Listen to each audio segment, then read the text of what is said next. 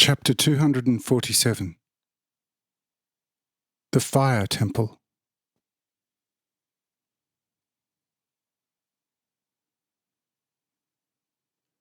In another area between mountains, where there were many rich naphtha fountains, another large temple was built.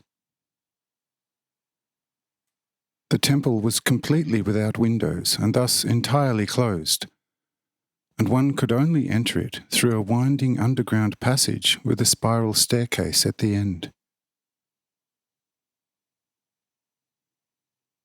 The temple was very spacious, and its galleries and level space could hold comfortably about 20,000 people, without causing any crowding. The roofs, which consisted of many round domes, were supported by many massive pillars, and in each dome was a slanted opening to allow the generated vapours in the temple to escape.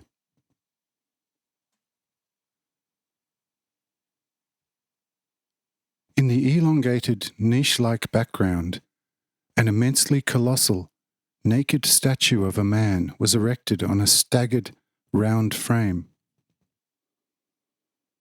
This statue sat on an immensely large stone cube, which had a diameter of 4 cubic klafter, thus an area of 16 square klafter and a volume of 64 cubic klafter.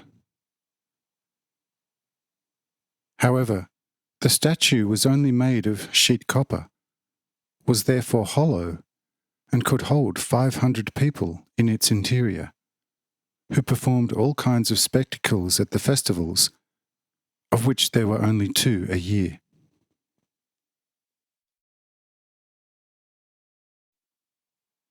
Around the enormous scaffolding of the statue, at a distance of 3 klafter, namely forming an ovoid circle, 200 1 klafter high and 2 feet in diameter round altars were set up, under which a rich naphtha fountain was routed.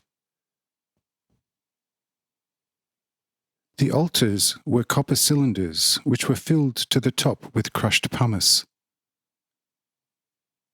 According to the laws of attraction, the oil now rose through the pumice pores up the entire cylinder in abundance, and if one could only pass a small light over the fat surface of the altar, it was immediately engulfed in bright, very white flames, which resembled the so-called Bengal light.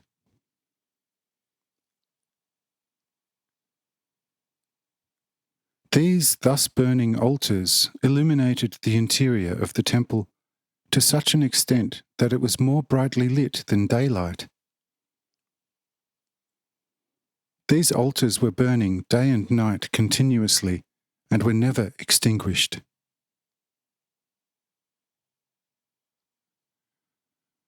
But there was still a lot more copper tubes running up the pillars and through all the galleries. Wherever the tube had an opening, should you go there with a small light, the very ethereal oil of the earth immediately ignited.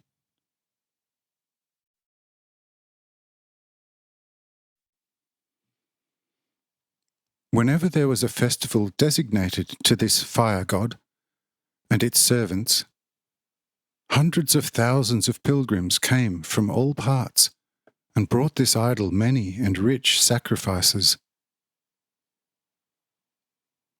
The priests of this idol produced all sorts of fire spectacles. One firework outdid the other in size, splendour, and manifold magnificence.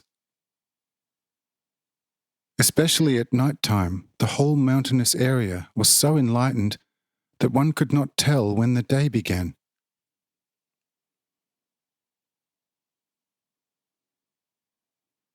In the temple, the idol spoke to the people as if with 1,000 voices of his power, and boasted of himself beyond all proportions.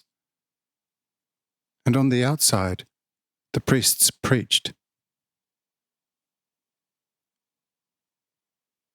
What an effect this had on the stupid people need not be described in greater detail.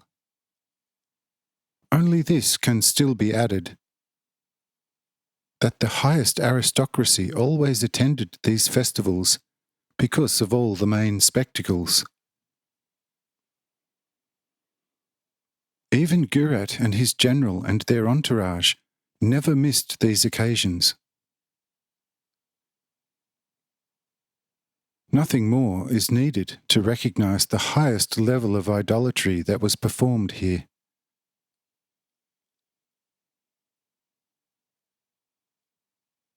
Following even some more of the sketches.